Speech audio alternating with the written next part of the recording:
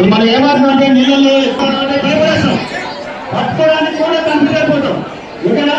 అందుకని మీకు తెలిసినట్టయితే దాన్ని షిఫ్ట్ చేసుకుంటే మనకు చాలా ఈజీగా ఉంది.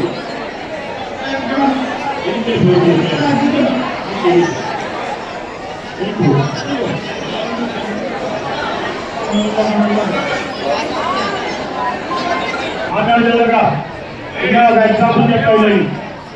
మాట్లాడకు బాబు.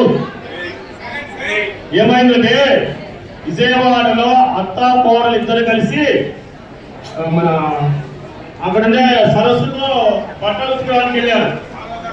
ఓకేనా? బట్టలు ఉతుకోవడానికి వెళ్ళారు కాలం. అయితే ఏం జరిగిందంటే అత్త ఏం చేసిందంటే బట్టలు లేవు అని కొద్దిగా నీళ్ళకి అంటే దిగింది. దిగుతున్న కాలు జారినావు. ఓకేనా? అప్పుడు కాలు జారినామంటే కోడలు పైకి లాగమని చేయబడుతుంది. ఈ అత్త కోడలు కూడా లోపల లాగేసుకుంది. ఇద్దరు చనిపోయారు. వీళ్ళు ఇద్దరు చనిపోయారు.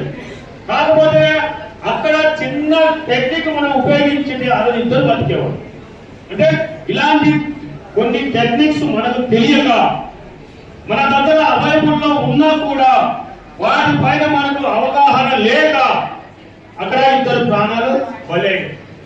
ఎందుకంటే అక్కడ ఏం చేసిందో వాళ్ళు బతుకుతూ ఆమె చెయ్యి ఇవ్వకుండా ఏం చేసిందో బతికేవాళ్ళు.